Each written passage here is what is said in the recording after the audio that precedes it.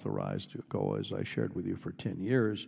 This bill, the AGOA Enhancement Act, contains provisions that will improve trade capacity and relations between African companies and companies here in the United States. Namely, the Millennium Challenge Corporation, or MCC, will be allowed to enter into a second compact in an eligible country for purposes of promoting economic integration and trade, helping to unlock a region's full potential for growth. And the bill also modernizes AGOA's implementation by getting more information about its trade preferences online so that companies on both sides of the Atlantic can better understand and utilize AGOA's benefits. So I, again, want to thank our ranking member, Mr. Engel, and the African Subcommittee Chairman Smith for his work on this, and ranking member Bass for their support. Second, we have H.R. 3766, the Foreign Aid Transparency and Accountability Act, which will enhance, the bill will ensure that many federal departments and agencies that implement these programs, these foreign aid programs, coordinate and not duplicate efforts, and apply the lessons learned from evaluations so we can do more of what works in development and less of what doesn't work. And the bill is the result of years of consultation and collaboration between Congress and the administration and experts and advocates. And I want to thank the bill's sponsor, Judge Poe, and his co-author, Mr. Connolly, for their steadfast work and leadership in bringing this before us today. Third, we have H.R. 3750, the First Responders Passport Act. This will allow the Secretary of State to waive passport fees for individuals working with the U.S. government to respond to natural disasters abroad. Many of us represent teams that deploy around the globe just hours after a disaster hits. And this makes us very proud, but every year brave Americans volunteer to be on call for this duty, but as a result must bear the expense of ensuring their passports are up to date, and this act will provide a small but important benefit for those who represent us so well, such as the team that deployed to Nepal. Lastly, H.R. 2241, the Global Health Innovation Act, directs the Administrator of the U.S. Agency for International Development to provide Congress with 5 annual reports on the agency's efforts to develop and apply new innovative health technologies within U.S. global health programs. The reason that's of interest to us is because through USAID, through the Global Development Lab and the Center for Accelerating Innovation and Impact, they've partnered with a lot of private sector groups to develop and bring to scale low-cost, high-impact health technologies. We're seeing that impact particularly in maternal health, so these reports will improve our oversight of this important effort, and I thank Mr. Series for bringing this forward in a timely measure. And I want to turn to Ranking Member Karen Bass of the Africa Subcommittee for her opening remarks. Thank you, Mr. Chair. In true fashion, the AGOA Enhancement Act is bipartisan, and I want to thank Chairman Royce, Ranking Member Engel, and the Africa Subcommittee Chair Chris Smith for their longstanding and consistent support of AGOA and their foresight regarding the need to ensure that the reauthorized AGOA is implemented in a transparent and effective manner and supported by complementary legislation such as the AGOA Enhancement Act. I also want to thank the HVAC committee staffers who worked long and hard and creatively on this bill to ensure its relevancy and complementary support of AGOA. The AGOA Enhancement Act does exactly what its title suggests. It enhances AGOA by strengthening transparency and common sense priorities aimed at enabling eligible AGOA countries to utilize AGOA benefits more effectively by attaining greater access to information about AGOA, developing trade capacity building, and expanding regional economic coordination. Transparency is addressed by requiring the administration to, for example, create an AGOA website for the collection and dissemination of information regarding AGOA. Trade capacity building is addressed by requiring that the administration encourage and facilitate transboundary cooperation among eligible African countries in order to facilitate trade and encourage the provision of technical assistance to eligible African countries. H.R. 2845 also recognizes the unique role played by the U.S. Millennium Challenge Corporation, or MCC, and I want to take a moment to acknowledge MCC's leadership and their stellar staff in economic development and its success working with nations to improve economic growth and address regional integration. MCC is enabled to work with partner countries on a regional basis. The MCC requested this authority as a way to better leverage and facilitate economic growth through its investments and supports this provision being included. Over the next 10 years, Africa will become an even more important part of the world economy with a large youthful population that is increasingly university educated, tech savvy, and entrepreneurial. Without question, it is in the interest of the United States and the countries of Africa, the world's new economic frontier, that we work together toward a stronger and mutually beneficial economic relationship that will stand the test of time. Thank you, and I yield back my time. Ranking Member, Mr. Elliott Engel. Thank you, Mr. Chairman. Thank you for calling up these bipartisan measures. It's good, as always, to see our committee working together to advance legislation and getting it to the House floor. Let me begin with Chairman Royce's measure, the Africa Growth and Opportunity Act Enhancement Act of 2015. Earlier this year, Congress authorized the African Growth and Opportunity Act through 2025. That bill seeks to promote trade between Africa and the United States, but it's become clear that a number of eligible countries lack sufficient capacity to reap the program's benefits. H.R. 2845, which I'm proud to co-sponsor along with Rep. Bass and Rep. Smith, would encourage the United States to work with sub-Saharan African governments to improve the rule of law, strengthen and expand the private sector, reduce bureaucratic barriers to trade, and promote the role of women on the continent. In short, this bill seeks to improve investment, trade, and job growth in the region. This, in turn, would strengthen the global economy and encourage development in sub-Saharan Africa, two priorities for this committee. Let me next thank my friend Albio Cires for introducing H.R. 2241, the Global Health Innovation Act of 2015. The Ebola epidemic and other public health crises remind us there is a vital need for the United States to maintain our research and development efforts and response capabilities in the health field. Over the years, USAID has made some major advances in health research and development. We've seen that through innovative programs such as the Malaria Vaccine Development Program, and successive administrations have rightly supported a significant expansion of those efforts. H.R. 2241 directs USAID to report annually to Congress on its new programs, projects, and activities related to global health. It's important that the agency continues to focus on innovation, and it's important for Congress to make sure that the resources it receives are spent in the most effective way possible. Next, I'd like to thank Rep. Issa for introducing H.R. 3750, and I'm proud to be a co-sponsor of this measure. This bill would authorize the Secretary of State to waive passport fees for the brave Americans who help other countries in times of natural disaster. USAID search and rescue teams based in Fairfax County, Virginia, Miami-Dade County, Florida, and Los Angeles County in California have played an essential role in the aftermath of many overseas natural disasters, including earthquakes that have struck Nepal, Haiti, Japan, and New Zealand. These teams provide specialized capabilities and demonstrate our commitment to international partners during times of need. We need to be ready to respond, and waiving passport fees is the least we can do for Americans who risk life and limb to help other countries during times of despair. The State Department and USAID support this measure, and I urge my colleagues to do so as well.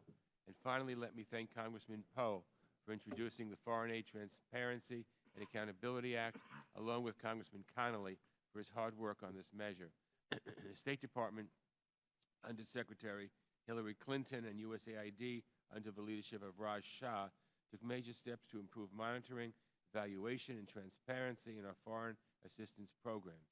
These improvements include the first ever presidential policy directive on development in the Foreign Assistance Dashboard, an initiative that collects information from across the federal government, increasing transparency in foreign assistance programs.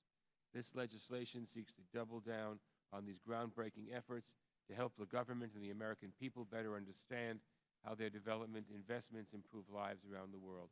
So again, Mr. Chairman, thank you for your work, as usual, to move forward with these bills and on all these subjects. And as always, thank you for working with us in a bipartisan manner. I yield back.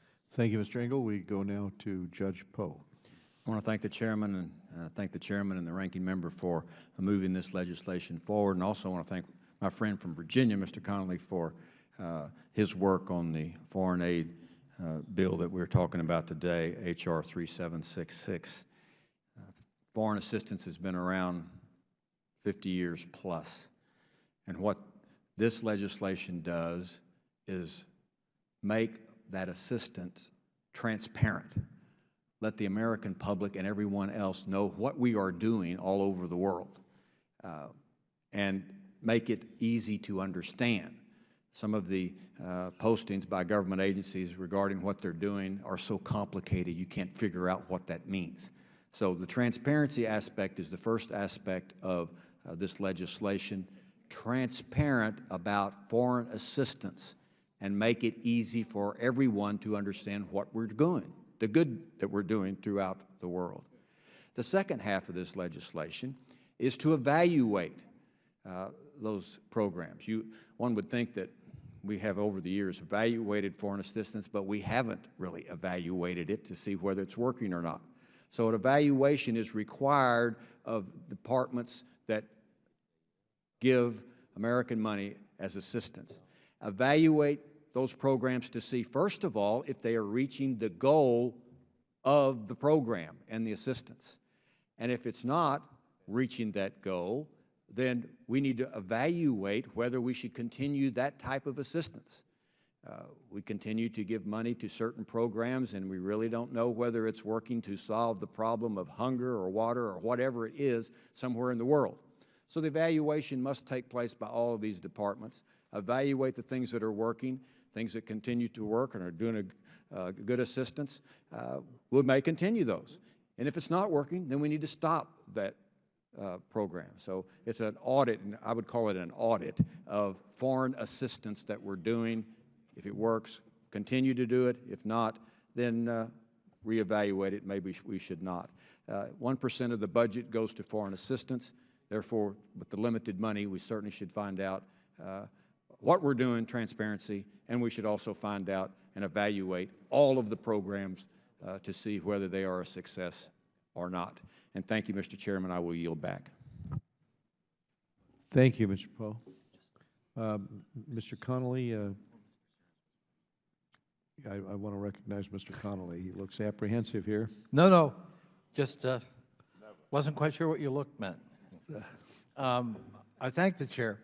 I thank the chair and the ranking member for putting this on the agenda today, and I want to thank Judge Poe for his leadership. We've been doing this together for a couple of years now, and we're so glad to have it. This bill directs the President to establish monitoring and evaluation guidelines for the 22 federal agencies charged with implementing development and economic assistance programs abroad, chief among them, of course, AID. The guidelines will require M&E plans as part of the project development process, and agencies will be encouraged to incorporate the findings of project evaluations and impact studies. Aid programs that are held accountable for their performance and results can be made more effective, as Judge Poe just indicated, and their impact on communities and countries abroad more easily measured. And if we do that, as Judge Poe just said, we can dispel the notion in public polling that apparently foreign assistance is 26% of the federal budget, when, of course, it's less than 1%. The U.S. foreign assistance operation does not lack passion. The men and women who put themselves in harm's way in often very remote parts of the globe or take their families to those parts of the world in the interest of helping vulnerable populations certainly aren't seeking glory, fame, or fortune. They do it because they envision a path to prosperity for others, even in the most poverty-stricken areas of the world. While our passion is well-defined, our mission and metrics are not. Regarding the mission, I was a staffer in the Senate Foreign Relations Committee that wrote the last foreign aid authorization bill passed by Congress back in 1986. Are we voting? All right. Well, all right. In that time, we had like 5 principal goals. Today, we have 260. And the mission is not clear. The mission statement just a year ago for USAID read, USAID accelerates human progress in developing countries by reducing poverty, advancing democracy, building market economies, promoting security, responding to crises, and improving quality of life. Working with governments, institutions, and civil society, we assist individuals to build their own fortunes, their futures rather, by mobilizing the full range of American public and private resources through our expert presence overseas. That's not a clear mission. So I'm hopeful, Mr. Chairman, this bill will help refocus U.S. foreign assistance programs in a more efficacious way, and I'm proud to call myself a co-sponsor of this legislation, and again, grateful for Judge Poe for his leadership. I yield back. Thank you, Mr. Connolly. We're going to go to Mr. Issa and then to Mr. Sirius. Thank you, Mr. Chairman. And in the case of H.R. 3750, I'll be very brief. The State Department has needed this authority for a long time. Although on a routine basis there are as few as 450 individuals that this would cover in the way of first responders, and at any given time with a typical 10-year passport, only a few would need it. However, if there is a catastrophic event somewhere within the world and we call on a large number of first responders, many of whom may not have current passports, the ability to quickly waive it is a capability the State Department would want and need if the United States government is directing these first responders to go to the distressed area. And as CBO has scored it as narrowly targeted, fixed, it will be a negligible amount and can be paid out of existing funds. It has no CBO score. It is something the State Department very much believes is in their best interest to have in the case of a major event, and will have a de minimis cost compared to the cost of transporting those individuals and the benefit to America of having first responders go to the scene of a catastrophe. And so I urge the support and yield back. Thank you, Mr. Issa. We go now to Mr. Sirius. I want to start by thanking Chairman Royce, Ranking Member Engel for their work on global health and their efforts to mark up this bill. I also like to thank the many members of this committee who have co-sponsored this bill and all the staff that worked on this bill. H.R. 2241, the Global Health Innovation Act, is a bill that will provide the oversight needed to gain a clearer picture of USAID's global health research and development. Over the years, research and development projects have greatly expanded at USAID in searching for advancement towards an HIV and AIDS-free generation, in preventable maternal and childhood death, and preventable infectious disease. This legislation is an effort to keep up with the scope of USAID's expanded effort and ensure that research and development activities reflect their goals and priorities. This report asks them to provide clarity on their goals and metrics to better understand their work. H.R. 2241 directs the USAID's administrator to report annually to Congress on the development and use of global health innovations in USAID's program, projects, and activities. The report must also include how the agency measures progress, investment, and developments towards their health-related goals. Lastly, the amendment I introduced will sunset this requirement after 5 reports. I thank the committee for their time and urge my colleagues to support this legislation. I yield back. Thank you, Mr. Sirius. And I'll remind members, you can put statements into the record. We are in the last 7 minutes of the vote or so, and if there are any necessary statements, I think we've covered those who are authors or co-authors of amendments. Any other members seek time? If not, hearing no further requests for recognition, the question occurs on the items considered en bloc. All those in favor say aye. Aye. Aye. All those opposed, no. In the opinion of the Chair, the ayes have it, and the measures considered en bloc are agreed to. So without objection, the measures considered en bloc are ordered favorably reported as amended, and staff is directed to make any technical and conforming changes. And also without objection, the Chair is authorized to seek House consideration of these measures under suspension of the rules. That concludes our business today, and I want to thank Ranking Member Engel and all of our committee members for their contributions and assistance with this markup today. We stand adjourned.